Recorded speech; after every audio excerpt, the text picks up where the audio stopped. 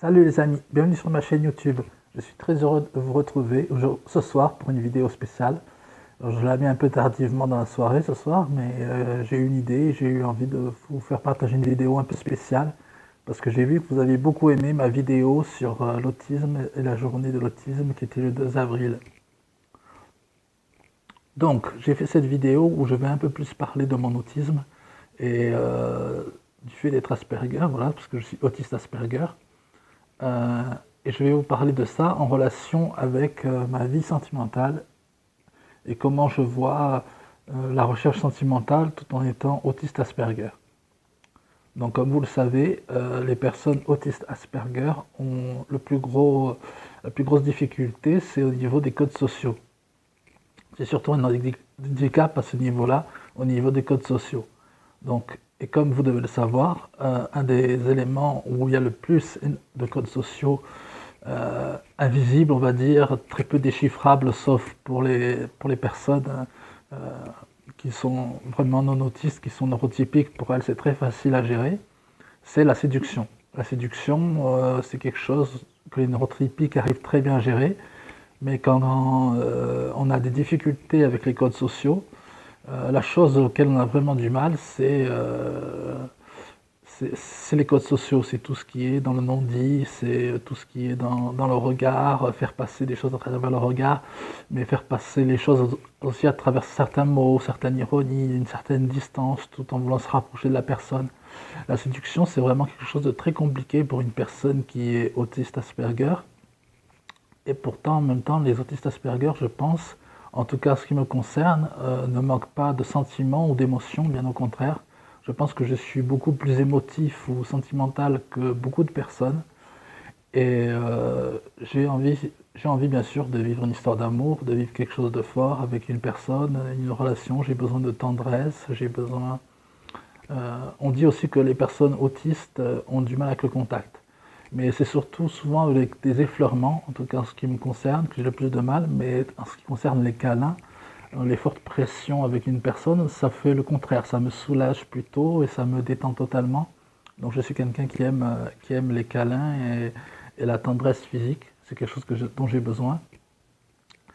Comme l'amour, comme les mots d'amour, je suis quelqu'un qui, comme je vous ai dit, est passionné de cinéma. C'est un de mes centres d'intérêt. Euh, les autistes ont souvent des centres d'intérêt très importants. Et un de mes centres d'intérêt très importants, c'est le cinéma et tout ce qui est aussi séries et tout ça. Et donc là-dedans, j'aime beaucoup le romantisme, les comédies romantiques ou les Disney qui m'ont vraiment forgé dans mon enfance, les films d'animation Disney avec leurs histoires d'amour, Cendrillon, Blanche-Neige, La Petite Sirène, Aladdin, tout ça, c'était bien sûr basé sur des histoires d'amour. Et j'ai des parents qui s'aimaient énormément, donc j'ai toujours eu un exemple de couple aussi très important.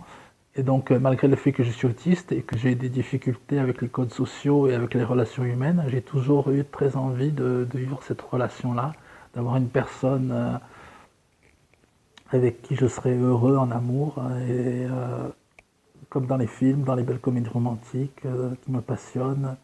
À chaque fois que je regarde une comédie romantique, je rêve de moi aussi trouver l'amour, le bonheur avec une personne qui me donne de la tendresse et de l'amour.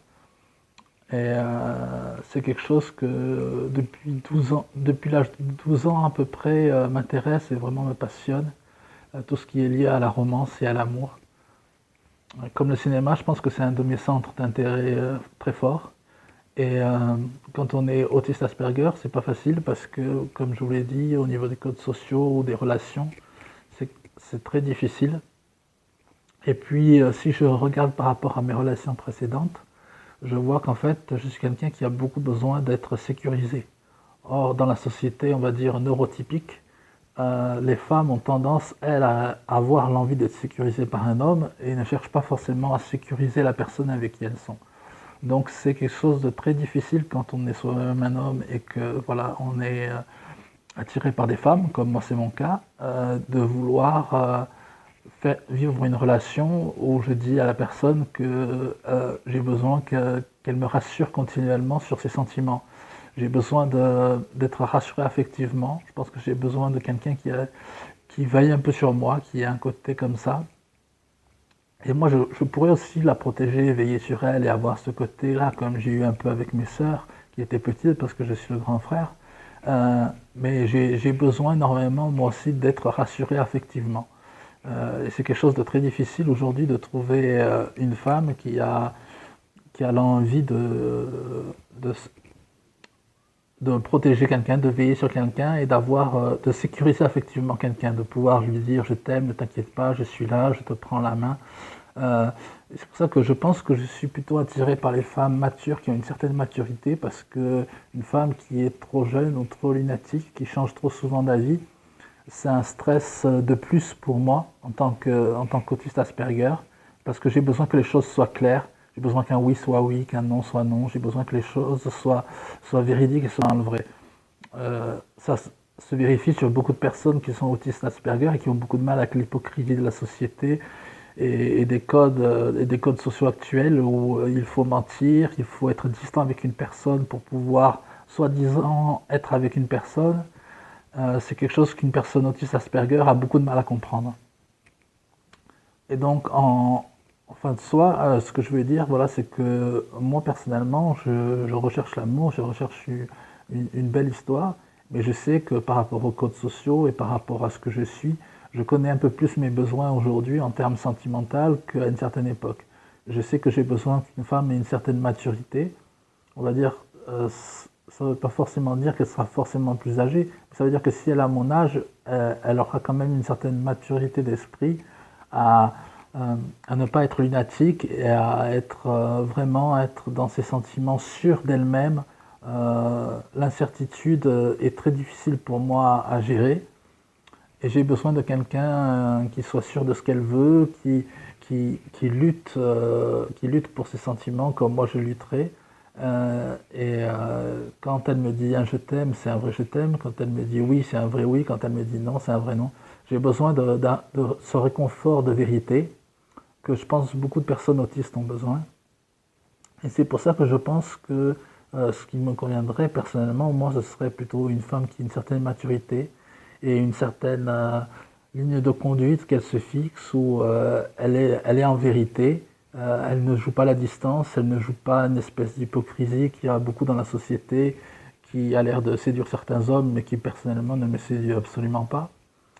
Et donc, comme je sais que j'ai des goûts différents de certains hommes à ce niveau-là, et comme je sais que je ne peux pas donner aussi tout ce que peut-être un homme neurotypique pourrait donner, je préfère que la personne sache avant comment je suis, que je suis autiste, que je suis Asperger, qu'à ce point de vue-là, je ne peux pas être hypocrite, je ne peux pas faire semblant, je ne peux pas être distancié avec elle.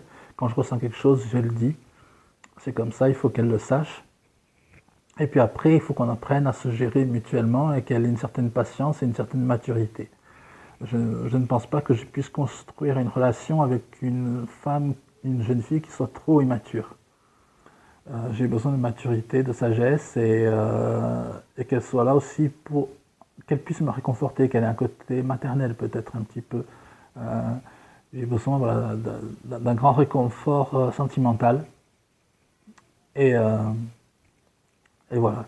Donc c'est un peu ce que je voulais partager avec vous. J'espère que ce petit moment vous a plu. Si vous voulez un peu plus savoir de choses sur l'autisme, sur comment les choses, je les vis ou tout ça, vous pouvez me réclamer plus de vidéos là-dessus. Je vous dis une très bonne semaine. Ah, en fait, un prochain rendez-vous vidéo, ce sera pour la critique de Avengers, le dernier. Donc voilà, Endgame Avengers.